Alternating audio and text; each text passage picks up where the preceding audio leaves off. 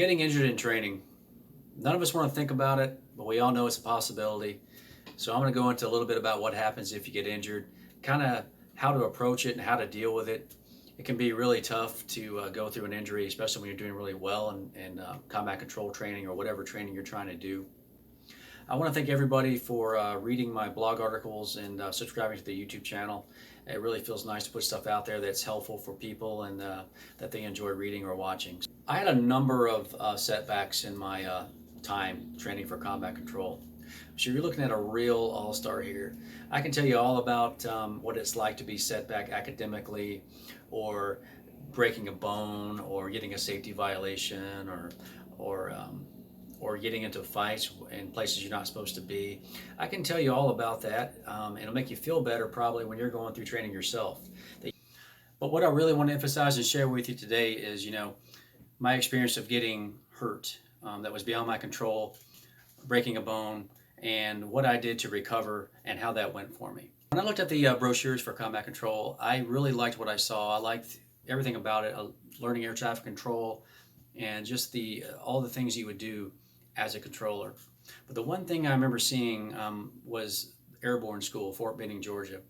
And already from that day that I saw that brochure up until I actually jumped out of the plane, I was a little concerned about it. And I might have brought a lot of bad omens to myself because I thought about it so much. And something did actually happen doing it. When I showed up for training, there was a guy walking around on crutches, and he had a broken leg from Airborne School. And I remember he had to have pins put in his legs, metal pins. So that started to worry me a little bit just from meeting him and him telling me the story about how fast you fall. And I actually was feeling a lot better about it once I showed up to Airborne School. I was actually ready to do it and just going to get it done because I had already met my teammates. We were getting to know each other. And if you're going through something together, it's a little better. So you see everybody else around you that's going to do it, so that made it better for me. But there was this one guy in a wheelchair that was rolling around the Fort Benning. I'd see him in the chow hall. I mean, everywhere I looked, I seemed to see that guy in the wheelchair.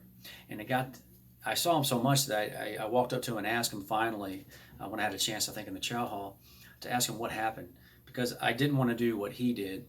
And he just kind of, he looked at me and I mean, he kind of said it like a pirate. He's like, some son of a bitch stole my air. And then he just looks away and he wheels himself off.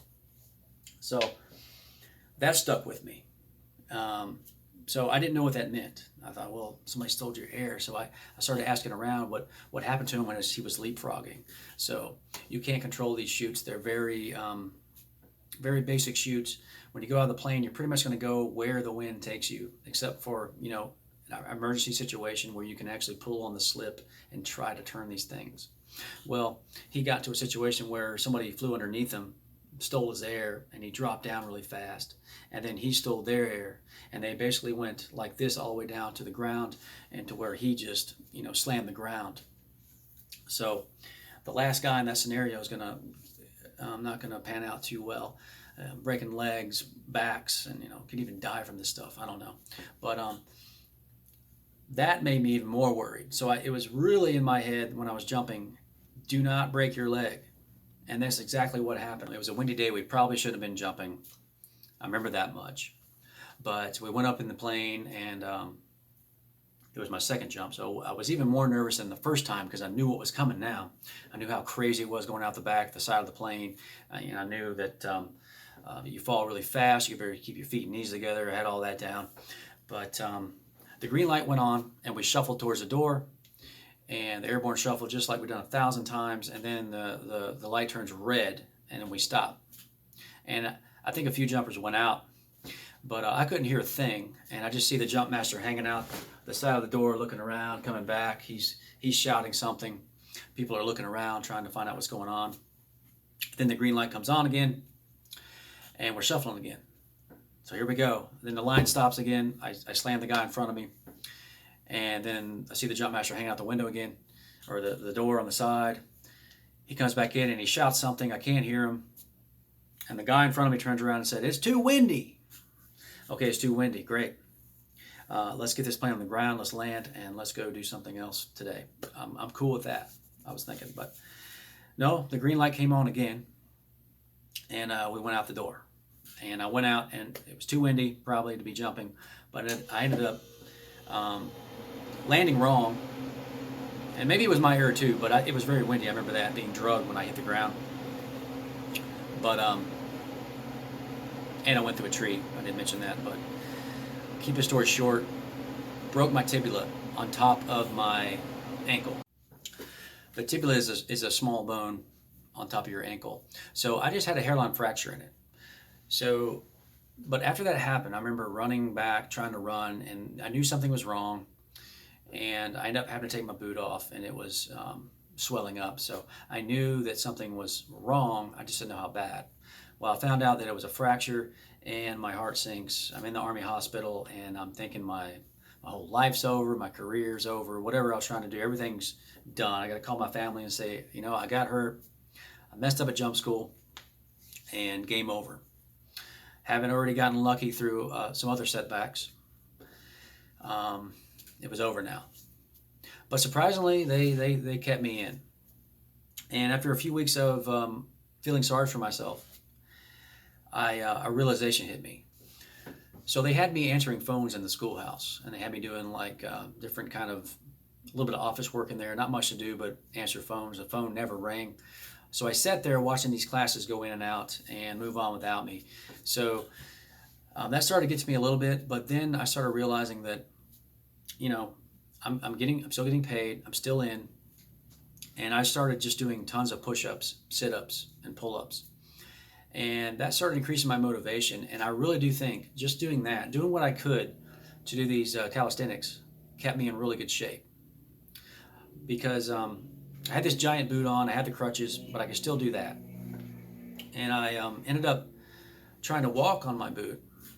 Now, this was kind of going against what the doctors told me. My family was like, hey, take it easy, you know, rest your leg, you know, give it a chance to heal, don't overdo anything. But in my mind, and what I want to relay to you is I kind of pushed it a little bit. I would try to walk on the boot until it hurt, and I would let off, even if that was like just a few steps. And it got to be where I could walk around the schoolhouse, outside. And then finally the boot comes off, I'm in the bandage wrapped around my ankle, and I'm able to kind of, you know, eventually start to try to jog a little bit. Okay, I jog a little bit, and then it would start to hurt, and I would stop. So I think the combination of just keeping my body active and really trying to push my leg to heal got me from this thing happening in June to where I was going to survival school in September and training there. So June to September is not, if you really think about it, and this is a broken, fractured bone, you know, a hairline fracture. So in 3 months, I'm up and running. And I'd go out to the track and I would run. I'd run around. I'd run as far as I can. I'd jog. And I got to the point to where I could actually, you know, run, but I couldn't run far. I would take some time off. And eventually I was running 3 miles at the same pace I was doing before this happened, and, you know, in a relatively short amount of time. So if something like this were to happen, you know, that's kind of the mindset I'm talking about. Having in the back of your mind that, okay, that's another challenge for you, just like getting into this program, just like anything else you're doing. Your goal, your primary focus is getting better as fast as you can and keeping your body moving, and keeping a little bit of stress, not too much, on whatever you're trying to heal. And so the main thing I really want to get across today is, if you get hurt, it's not the end of the world, and you'll more than likely heal up a lot faster than you thought you would. But the thing is, it's going to be all on you, really. I mean, I don't think anybody at any time helped me with any rehab or recovery, and I'm not sure if it's any different now. But even if it is, I mean, it's going to be really on you and your mind and your body. You know, your mind wants to get better, your body's going to follow suit. You know, you don't want to get too lazy and sit around and give up. You want to keep moving. You want to keep pushing your body to heal. And one thing I want to stress too is, like from June to September, it wasn't like I was completely back in shape. I wasn't 100% when they sent me to survival school. They sent me out there. They said, continue healing up out there at survival school. And I wasn't like up to my 3 mile time by then. Or I wasn't completely, you know, back to normal. But I used the high altitude training out there to run with teammates. You know, I'd run out. It was very I think it was, I don't know what the elevation was, but it was very high altitude. So I used that. I did long training runs out there, slow, until my ankle would start hurting and I would run. So it was all on me. And I think that just accelerated the process of me getting back in shape. So it can definitely be done. And I would say that's a majority of the injuries that happen in these kind of training programs. You have things like happen to me. I think mine was on the more, extreme end, but not really. It wasn't a complete fracture of my femur. It wasn't. I didn't have metal pins in my leg. But I think more often than not, they're those injuries that can either make or break you. You could either give up if you get hurt, or not. So you can, but you don't have to get out of shape. You don't have to do a complete rehab of your whole life if things like this happen. If you twist your ankle and you're off for a while, well, just hit the push-ups, the pull-ups, and all that stuff that you can do while you're waiting. There it is in this video. That's what I was going to talk about. It's just injuries that may happen in training. They're just a fact of life in this type of environment, but they don't have to be the end of the world. And more often than not, you can probably work your way up faster than you think if you keep your body moving and don't lose sight of why you're there, and just keep everything going. So again, thanks for watching, and I'll be back with another video that hopefully will help you out in the future. Thanks.